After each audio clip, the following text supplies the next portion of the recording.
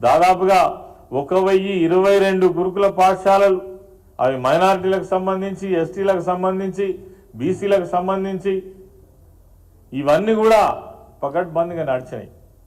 ఆనాడు నేను 5 సంవత్సరాల పాటు మంత్రిగా పనిచేసిన సోషల్ వెల్ఫేర్ డిపార్ట్మెంట్లో ఒక గురుకుల పాఠశాల పోయి చూస్తే ఒక ఆనందకరమైనటువంటి వాతావరణం. ఒక గ్రామీణ ప్రాంతం వచ్చినటువంటి ఒక విద్యార్థి వాళ్ళు ఇంగ్లీష్లో మాట్లాడుతూ వాళ్ళకు ఉన్నటువంటి సౌకర్యాలు చూస్తే, వాళ్ళు చదువుకునేటువంటి బిల్డింగ్ల యొక్క పరిస్థితి చూస్తే, అక్కడ ఇచ్చేటువంటి ఆహారం చూస్తే మరి ఎంతో ఆనందం అనిపించేది. 5 సంవత్సరాల కాలంలో అనేక గురుకుల పాఠశాలల్లో స్వయంగా నేను భోజనం చేసి పరిశీలించి వచ్చినటువంటి పరిస్థితులు. విద్యార్థులను అడిగితే మాకు అన్ని రకాల సౌకర్యం బ్రహ్మాండంగా కేసీఆర్ గారు ఎప్పటికప్పుడు మమ్మలను మరి మాకు కావలసినంత బడ్జెట్ రిలీజ్ చేసి మాకు ఈ సౌకర్యాలు అందిస్తున్నారని చెప్పినటువంటి పరిస్థితి. అటువంటి దాన్ని ఈరోజు అతి తక్కువ సమయంలో సర్వనాశనం చేసినటువంటి పరిస్థితి. అంతేకాదు గురుకుల పాఠశాల వ్యవస్థలో సైనిక్ స్కూల్స్ వచ్చినాయి, ఫైన్ ఆర్ట్ స్కూల్స్ వచ్చినాయి. అదేవిధంగా వాళ్లకు రకరకాల పద్ధతులలో వాళ్ళను విద్యావంతులను చేయాలనేటువంటి ఒక మంచి ప్రయత్నం జరిగింది.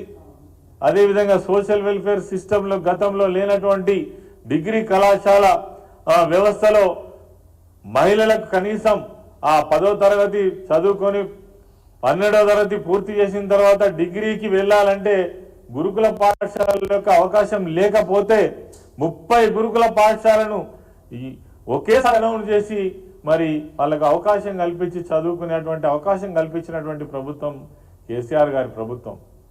అదేవిధంగా అనేక రకాల మరి విద్యా వ్యవస్థను పెంపొందించారు. స్టడీ సర్కిల్స్ ఆనాడు సమైక్య ఆంధ్రప్రదేశ్లో ఒకే ఒక స్టడీ సర్కిల్ ఉండే. తెలంగాణ ప్రభుత్వం వచ్చిన తర్వాత పేద విద్యార్థులు వీళ్ళ కాంపిటీషన్ ఎగ్జామినేషన్లో చదువుకోవడం కోసం డబ్బులు ఉన్నాయి, స్తోమత ఉండదు. కాబట్టి వాళ్లకు స్టడీ సర్కిల్స్ గవర్నమెంటే పెట్టినట్టయితే బాగుంటుందనే ఉద్దేశంతో అన్ని వ్యవస్థలలో ఇలా సోషల్ వెల్ఫేర్ కావచ్చు, బీసీ కావచ్చు, మైనారిటీ కావచ్చు, అదేవిధంగా ఎస్టీ వెల్ఫేర్లో కావచ్చు, మరి స్టడీ సర్కిల్స్ను ప్రతి జిల్లాలో ఏర్పాటు చేసి మరి వాళ్ళకు మంచి నాణ్యతమైనటువంటి విద్యను అందించినటువంటి ప్రభుత్వం ఒకవైపు మనం గతంలో చూసినాం. ఇలా వాటి సెటప్ అంతా కూడా అతి తక్కువ సమయంలో సర్వనాశనం చేసినటువంటి పరిస్థితి కనబడతా ఉంది.